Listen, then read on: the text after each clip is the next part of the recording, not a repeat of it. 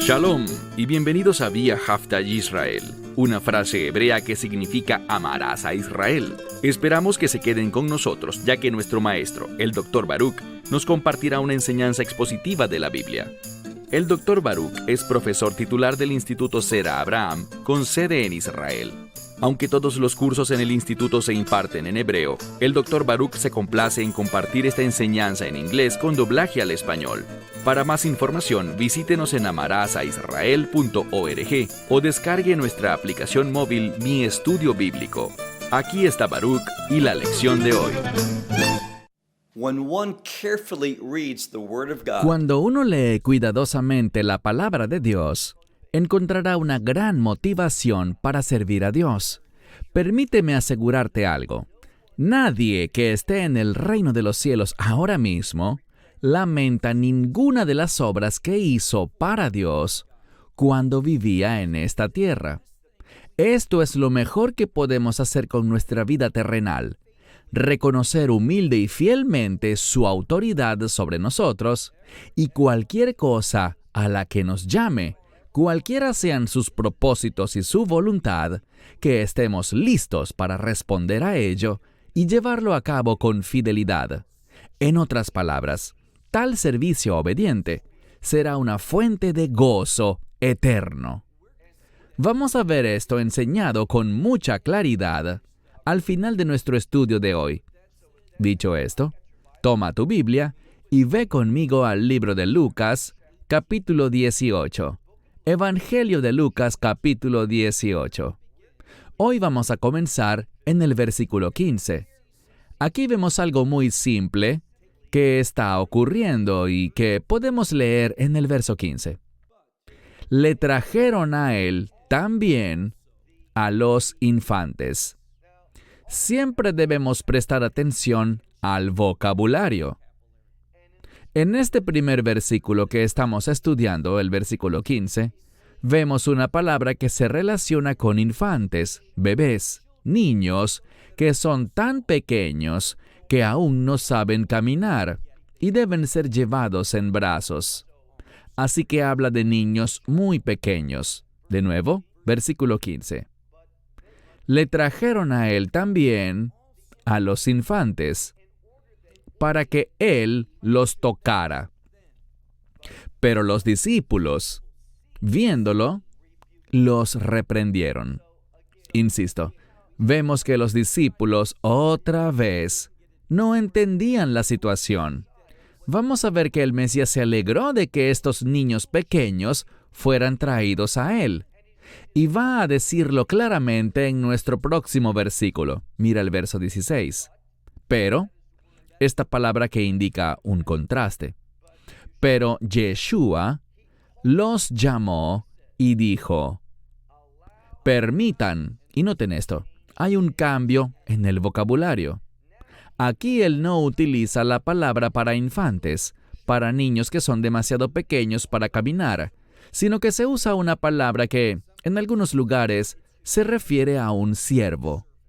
En otros, se refiere a un niño, o incluso a un niño un poco mayor, en edad adolescente. Se refiere a alguien con entendimiento, alguien que puede comprender la verdad bíblica, al menos para su edad. ¿Y qué dijo él? Permitan que estos niños pequeños, insisto, quizá podría indicar adolescentes aquí, sean traídos a mí. Ahora, fíjense en el verbo ser traído. ¿Cuál es la clave para que un individuo sea traído al Mesías? Su propia fe. Y añade, y no lo impidáis. ¿Por qué? Porque de los tales es el reino de Dios. Noten que hay un énfasis. Vemos que esta escritura comienza con personas que querían que Yeshua tocara a sus infantes. Pero ahora pasamos a un tema diferente.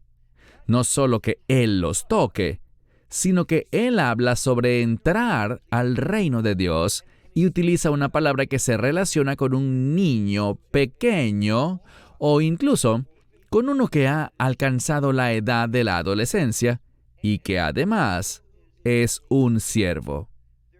Hay un grado suficiente de madurez para escuchar y para responder. Una verdad muy importante. Y agrega, porque de los tales es el reino de Dios. Versículo 17. De cierto les digo que quien no reciba el reino de Dios como un niño, pero de nuevo, si haces un buen estudio de esa palabra, encontrarás, por ejemplo, en el libro de Hechos, que el Mesías, a él se le llama con esa palabra, y se traduce como un siervo de Dios. Alguien que, como dije, es capaz de oír, comprender y responder a un conjunto de instrucciones. Es capaz de discernir la verdad de la falsedad. Así que dice, de cierto les digo, que quien no reciba el reino de Dios como un niño, no es capaz de entrar en él. Versículo 18. Ahora, vamos a ver a un individuo muy importante. Se le llama aquí en el Textus Receptus, que es el Nuevo Testamento en griego, un gobernante. Así que es alguien que en sí mismo tiene autoridad y, como veremos, tiene recursos significativos. Mira lo que dice la Escritura. Versículo 18. Cierto individuo le preguntó, este cierto individuo era un gobernante, diciendo, Maestro bueno. Noten que usa una palabra muy importante, la palabra bueno. He mencionado varias veces que la palabra bueno se relaciona con la voluntad de Dios, y cuando lo analizamos, como lo expresarán las palabras del Mesías, solo hay uno que es bueno, y ese es Dios. Así que noten la respuesta que el Mesías le da a este gobernante. De nuevo, versículo 18. Este gobernante estaba diciendo, Maestro bueno, ¿qué se hace para que la vida eterna yo herede? Así que, en esencia, lo que él quiere saber, parafraseándolo, es ¿qué debo hacer yo para poder heredar la vida eterna? Ahora, ¿estás notando algo? Comenzamos hablando sobre el reino de Dios. Y ahora estamos hablando sobre la vida eterna. Y a la vida eterna debemos entenderla de dos maneras. No solo vida sin final, que es un aspecto cierto y verdadero de la vida eterna. Es por siempre y para siempre. Sino también que esta palabra para vida eterna, la palabra eterna, es el adjetivo que mejor describe al reino. Nos habla de una cualidad que caracteriza al reino de Dios. Y por lo tanto, la vida eterna no es solo vida para siempre, sino también una calidad de vida que es definida por el mismísimo reino de Dios. Así que, él quiere saber qué es lo que se debe hacer para poder heredar la vida eterna. Versículo 19. Pero Yeshua le dijo, ¿por qué a mí me llamas bueno? Bien, el Mesías no está negando su divinidad, pero él quiere aclarar algo. Él quiere aclarar si este sujeto, al llamarlo maestro bueno, lo está haciendo solo como un cumplido, incluso un cumplido sin comprensión de lo que realmente está diciendo, o si realmente lo cree. Porque veremos en unos minutos que el Mesías dirá que solo uno es bueno y ese es Dios. No está rechazando que Él sea Dios, pero quiere aclarar. ¿Es así como me estás entendiendo cuando me llamas maestro bueno? Entonces dice, mire con mucho cuidado la escritura. ¿Por qué a mí me llamas bueno? Nadie es bueno excepto uno, Dios. De nuevo, vemos al Mesías señalando al Shema, que dice, Shema Yisrael, Adonai Eloheinu, Adonai Echad. Oye Israel, el Señor nuestro Dios, el Señor es uno. ¿Y qué se supone que debemos hacer con este único Dios? Amarlo, obedecerlo y guardar su palabra. Así que le está diciendo, ¿es de esa manera que te estás acercando a mí? ¿Porque crees que soy Dios? Ojalá que este hombre lo reconozca así, pero fíjate en lo que dice al continuar la lectura. Verso 20. El Mesías apunta de inmediato a los mandamientos de Dios. Los mandamientos los conoces. No cometas adulterio, no mates, no robes, no des falso testimonio, es decir, no mientas. Honra a tu padre y a tu madre. Así que le da un breve resumen de los 10 mandamientos, que son la base de la ley en general. Déjame hacerte una pregunta. ¿Cuál es el propósito de la ley? El apóstol Pablo nos enseña en el libro de Romanos que la ley nos dirige hacia la fe. Me doy cuenta de que por mis propios medios, como este viejo hombre, el antiguo yo, no puedo cumplir las expectativas de Dios, lo que Él me manda a hacer, debido a mi naturaleza pecaminosa. Por lo tanto, debo convertirme en una nueva creación. Debo nacer de nuevo. Debo ser salvo, llevado a esa nueva condición donde el viejo hombre pasa, y he aquí, todo es nuevo, y nos convertimos en un nuevo hombre, o en una nueva mujer. Así que aquí menciona esta lista de mandamientos. Verso 21. Cuando estudio los mandamientos de Moisés, la Torá, la ley, ¿sabes qué aprendo? Aprendo que soy un pecador. Cuando escucho las expectativas de Dios para la humanidad, me doy cuenta de que estoy muy, pero muy lejos de sus mandatos, y por lo tanto necesito su perdón. ¿Y cómo se accede a este perdón? Uno accede a este perdón por fe. Así es como somos hechos justos. Abraham creyó en Dios y le fue contado como justicia. Esto es lo que el Mesías quiere que este gobernante entienda sobre sí mismo, que no es perfecto, pero noten su respuesta. Verso 21. Pero aquel dijo, o sea, este gobernante dijo, que estas cosas, y noten la siguiente palabra, es enfática en el texto griego, todo, es decir, todas estas cosas las he guardado desde mi juventud. Verso 22. Ahora el Mesías profundizará un poco más. Pero Yeshua, habiendo oído, y en el Textus Receptus dice, estas cosas. Yeshua, habiendo oído estas cosas, le dijo, todavía una cosa a ti te falta. Todo lo que tienes, véndelo y dalo a los pobres, y tendrás tesoros en el cielo. Y ven y sígueme. Así que noten que, aunque este hombre no es perfecto, ni siquiera está cerca de serlo, aunque piensa que lo es, que ha guardado todos los mandamientos de Dios, el Mesías inmediatamente señala un área de pecado en su vida. ¿Pero cómo supo cuál era esa área? Muy simple. Él es Dios. Él conoce todas las cosas. Él entiende que este gobernante, a quien muchas veces las Biblias llaman el joven rico. ¿Por qué joven? Porque joven significa inmaduro. Rico implica que tiene muchos bienes, como ya veremos, y él se complace en toda su riqueza, por así decirlo. Así que el Mesías no lo rechaza, sino que simplemente le dice, todo lo que tienes, véndelo, dáselo a los pobres, y tendrás tesoros en el cielo. Y luego lo invita, y ven, y sígueme. Pero noten el problema. Este hombre no está interesado en hacer eso. Mira el versículo 23. Pero él, habiendo oído estas cosas, se puso muy triste, porque excesivas riquezas él tenía. Así que este hombre era poseedor de una riqueza excesiva, y el Mesías puso su dedo sobre aquello.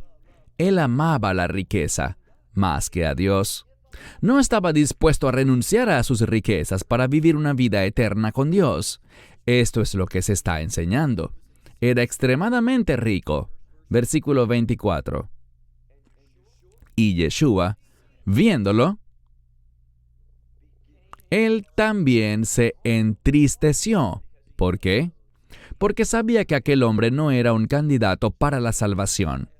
Así que el Mesías, al percibirlo, se entristeció y dijo: «Cuán difícil es para los que tienen riquezas, cuán difícil les resulta entrar en el reino de Dios». Vamos a ver un resumen en unos minutos, y el tema se divide en dos. Recuerden cómo empezamos, con el Mesías recibiendo a niños pequeños, infantes. Ahora, ¿qué puede hacer un infante? Nada. Y la base es esta: no hay nada que puedas hacer, ninguna cantidad de buenas obras que puedan llevarte al reino de Dios. Y cuando este gobernante le dijo al Mesías: «¿Qué debo hacer para que yo?» Y el énfasis está en que yo herede la vida eterna. Bien, todos sabemos que está hablando de la entrada al reino. ¿Qué debo hacer yo para heredarla? No se trata de eso, y esto es lo que él le revelará en la siguiente sección. Mira ahora el versículo 26.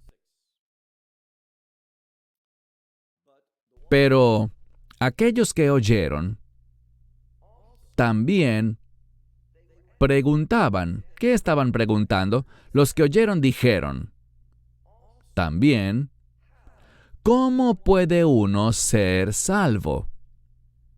Bien, ellos han hecho un descubrimiento muy importante. Y es que, noten, esta palabra para ser salvo está en pasivo.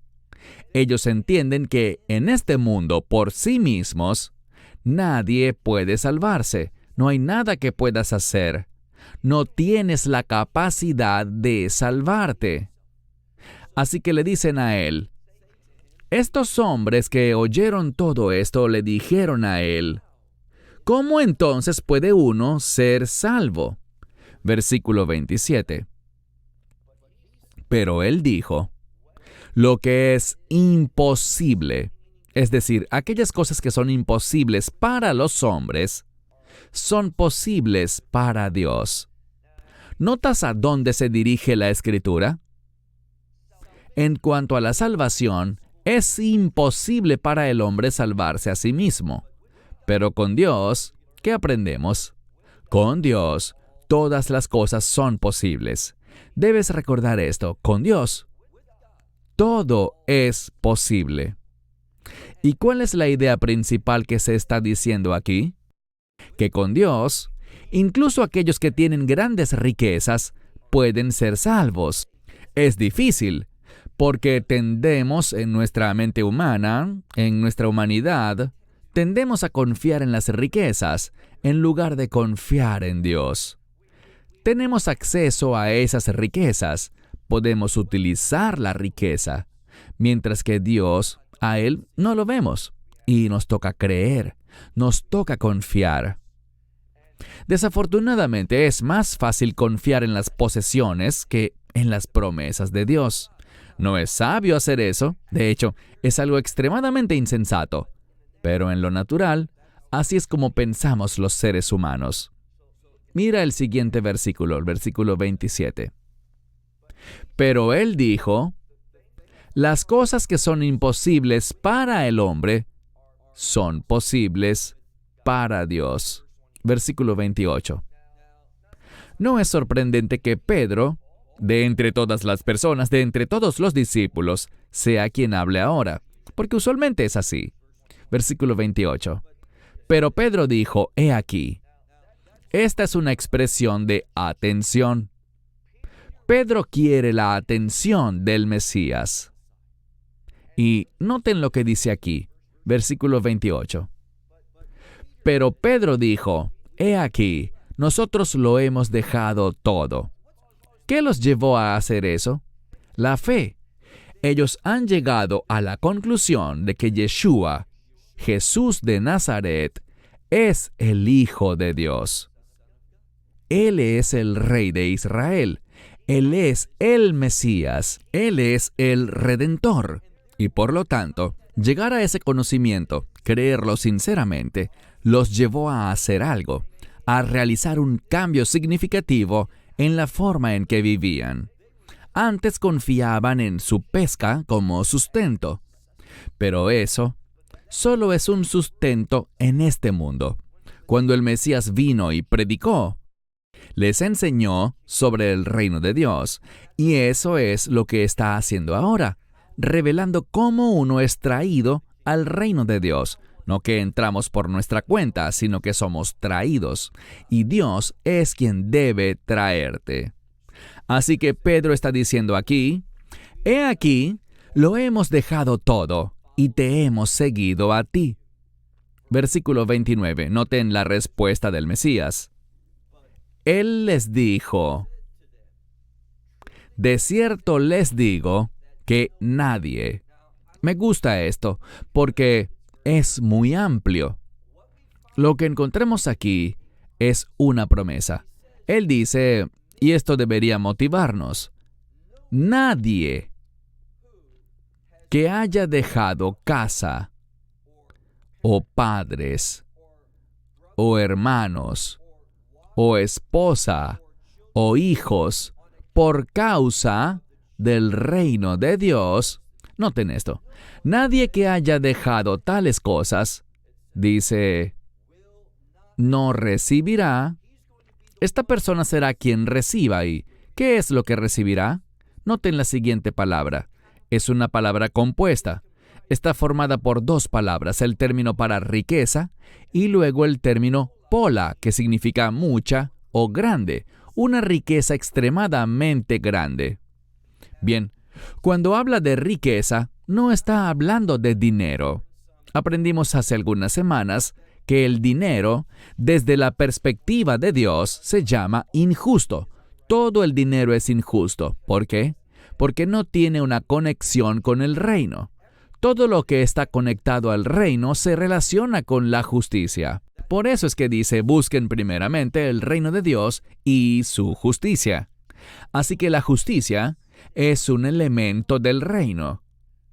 Todo lo que no está conectado con el reino es injusto. Así que debemos ver algo sobre la riqueza. Podemos ser buenos administradores y somos llamados a ser buenos administradores de la riqueza. Pero queremos utilizar la riqueza porque la riqueza le pertenece a este mundo. No es algo que tendremos en el reino de Dios. Y me dirás, espera un segundo. ¿No dijo el Mesías que aquellos que han dejado casas, y padres, y hermanos, y esposa, e hijos, por mi causa, acaso no heredarán, es decir, no recibirán, y qué recibirán? Riquezas sin medidas. Pero no está hablando de riquezas en relación al dinero. No está hablando de posesiones terrenales. ¿De qué está hablando? Cuando él habla sobre esta riqueza abundante, está hablando de las bendiciones de Dios, las promesas de Dios y de la maravillosa realidad de estar eternamente en la presencia de Dios. De eso es de lo que está hablando aquí. Así que dice, aquellos que han dejado tales cosas, casas, familia, esposa e hijos, dice, ¿acaso no recibirá esta riqueza tan grande en este tiempo? Y fíjense, en este tiempo, en este mundo, y en la era que está siendo traída. Muy importante que veamos esto. Esto es un hecho. Cuando servimos a Dios ahora en este mundo, hay bendiciones. Dios se mueve para cumplir sus promesas. Y Él puede hacerlo de muchas maneras diferentes. Pero el énfasis no está en el ahora. Sí, hay una bendición presente por servir a Dios. Y la recibiremos en este mundo, en este tiempo. Pero la verdadera riqueza no está aquí. Las verdaderas bendiciones y promesas de Dios se experimentan en última instancia y eternamente. ¿Dónde? En el reino de Dios. Eso es lo que debemos entender. Ese es el énfasis de este pasaje. Noten cómo concluye el verso 30. También, sí hay ciertos beneficios terrenales. Dios estará allí para ayudar, asistir y proveer. Pero el énfasis está sobre todo en la era venidera, o literalmente, en la era que está siendo traída. ¿Quién la está trayendo? El Mesías. Todo, y debemos entenderlo, todo lo que está conectado con el reino de Dios proviene de Él. Esa es la verdadera comprensión del término Mesías o Mesías. Él es el ungido, y ese es un término que se relaciona con su posición como rey. Él es rey, y todo lo que está relacionado con su reino debe ser dado por Él. Es la única manera. También en cuanto al privilegio de entrar, tú debes ser traído. Así es como lo indica este pasaje. Para concluir, leemos. En este tiempo, y también en la era que está siendo traída. Y noten cómo concluye el versículo 30. Encontramos la misma frase, vida eterna. Quiero enfatizar una vez más que este término, vida eterna, no solo es eso, sino que es mucho más. No es solo vida para siempre, sino que el énfasis está en la calidad de vida, en la característica de esa vida. Y aquí hay una verdad muy importante que se relaciona con esto. Como creyentes, somos llamados a comenzar a demostrar esa calidad de vida ahora, en este mundo. Creo que una de las grandes bendiciones que Dios nos da es la fortaleza, el poder, la sabiduría y la comprensión para vivir de acuerdo con la verdad del reino en este mundo. Eso es lo que somos llamados a hacer. Así es como demostramos un testimonio que agrada a Dios, cuando vivimos de acuerdo con el carácter del reino y la verdad del reino ahora. Así es como tenemos un testimonio y damos fe de que hemos nacido de nuevo y que ya no pertenecemos a este mundo, sino que nuestra esperanza, nuestro gozo y nuestra paz se encuentran en lo que Dios traerá, cuando establezca ese maravilloso y eterno reino de Dios. Cierro con esto. Hasta la próxima. Until next time. Esperamos que te hayas edificado con el mensaje de hoy y lo compartas con otros. Te invitamos a seguir nuestros estudios cada semana por este canal y por el portal de YouTube de Amarás a Israel. También puedes descargar nuestra aplicación móvil gratuita, Mi Estudio Bíblico. Finalmente, para obtener más información sobre nosotros, visita nuestra web amarasaisrael.org, donde encontrarás otras conferencias de Baruch en audio, video y texto. Hasta el próximo programa. Que el Señor te bendiga en Yeshua HaMashiach, Jesús el Mesías, mientras caminas con Él. Shalom desde Israel.